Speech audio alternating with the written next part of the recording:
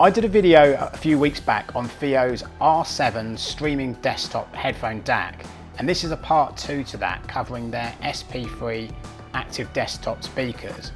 Now, these aren't actually expensive, and taking snobbery out of the equation and those sort of issues, every sort of use of equipment in hi-fi has a use case itself. So if you're like me and you want music everywhere or access to music everywhere, you're the person this video is for. Keep on watching. I haven't reviewed speakers of a similar type or price on this channel before, so I'm going to be honest enough to say that this is a kind of global view of my experience of these speakers rather than a comparative view. Obviously, I've got nothing to compare them against.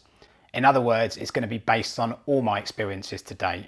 These are die-cast aluminium form speakers. They have 2 panels, one for the front, one for the back, and they have a 1-inch silk tweeter in a waveguide, a 3.5-inch mid-bass unit, and then in the box you get 2 rubber bases, one of them angled at 7 degrees, obviously for desktop systems, and the other is just a flat rubber base, presumably if you're going to be using it in a hi-fi rack-based system or maybe on a bookshelf. So one of these speakers is the master. Obviously it connects to the mains, and you know that it's got the power supply in it because it gets warm. There's an umbilical to the other speaker. I don't know whether the amplifier stages are in individual speakers or just in the master, perhaps not particularly important. Power that is available to both speakers is 30 watts for the bass units and 10 watts for the treble, which in a near field environment for diminutive speakers is going to be more than enough. They are actually pretty well made speakers. Casting is good. There's no blemishes, there's no imperfections, paint quality is good, no blistering or anything like that.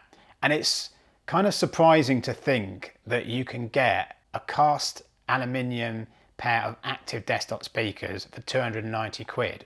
I just don't think that would be possible outside of China. I also like the fact that these speakers occupy the same footprint, both in terms of real estate for your desk and dimensions, as FiiO's R7 streaming desktop DAC itself. So they look good together. I also like the contrasting white case and carbon fibre drivers. And carbon fibre is used in speakers for its thinness and lightness. And a fun fact I found out whilst doing this review, which I didn't know, the thinnest of carbon fibre fibres, this is on FiiO's website by the way, is actually 1/3 the thickness of a human hair. I would actually recommend keeping the power cables from your PC and your monitor on your desk away from these speakers to avoid any kind of issues with hum. I found it associated to noise coming from my main PC. Massive stonking power supply, 1000 watts I think, enough noise in it to bring down a jet airliner.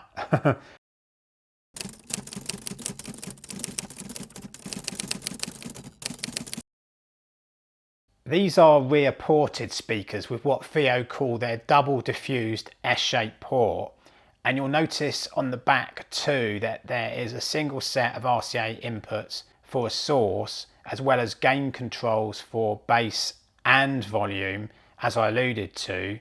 And another neat touch on the back is this little flick switch to determine the master being either left or right on your desk. Obviously that's determinant on where your power socket is or your power strip, so you don't have to be dictated to by where your power outlet is. What I kind of get off on with these speakers, with, you know, small things please small minds type thinking with me, is the blingy light strip on the bottom of the bass where the bass meets the main case. If you turn it on its side, you can see what's going on underneath with the lighting in the main unit. And there's a little press button at the back to change the color of the lighting and the lighting effects. Also on the back of the main unit is an on-off switch. You have to do a sort of reach around every time you want to turn them on. Maybe I could rephrase that.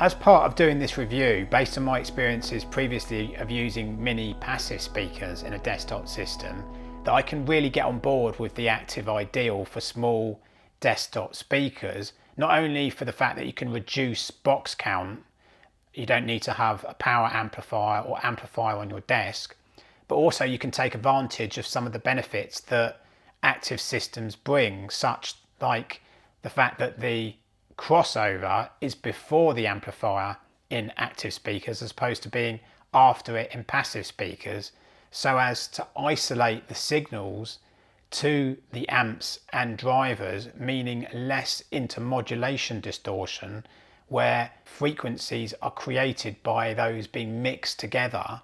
And also there is the benefit of the signal is at line level with active speakers as opposed to the higher voltages that exist between an amplifier and a passive speakers, meaning that the active system can have more precision. The sound of these speakers is gloriously above what you'd expect given this price and what's involved here and the way that I said I'd do this review at the top of the video relative to all my views. And I'm seriously impressed with the level of bass and general dynamics in the sound and a level of more than they have any God-given right to type sound quality in these areas. I've got mine on a desk that's straight abutted against a wall. They're about 15 centimeters away, and I got the bass dial all the way down to get really good results. That's perhaps not going to be untypical of many people's installation. Bass was very, very dynamic, considering, as I say, the price that these speakers retail at. FiiO's say on their website that they developed the stands with a 7-degree angle to be used at a metre away from the speakers, obviously to beam the tweeter at the obligatory ear height to get best results with treble. I was actually sitting closer than a metre, so not within these parameters, and obviously the tweeter is lowered much lower towards me, but I didn't find them to be any less or very much less precise than they would be if you set them up as they're designed. The tweeter is actually pretty dispersive, and no doubt that comes down to the little waveguide in the cabinet as well. The top end is nice and sparkly for me. Personally, I found it really, really nice. It suits my taste. Also, imaging and staging is very, very good. Remember that you can use the Room EQ setting if you're using the FiiO music app of the R7. You can use it with DNLA content, USB storage drives, and the SD card at the back.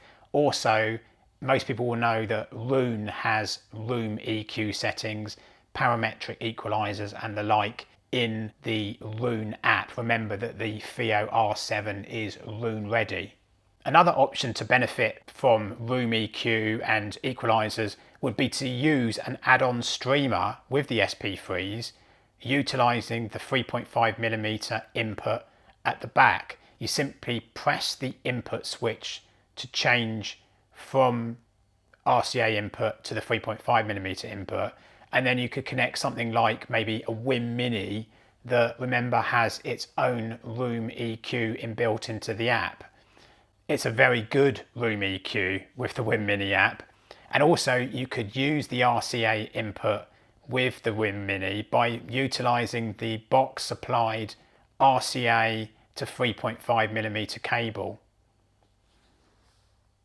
The thing that's got me doing this review, having not spent much time listening to decent small active speakers in the near field environment, is just how this level of, quite obviously, pure analog sound in your face can be so enjoyable for so little cost. I don't think I've sat listening to all my albums throughout for such a cheap pair of active speakers. Enough said really, and thanks to my YouTube audience for watching.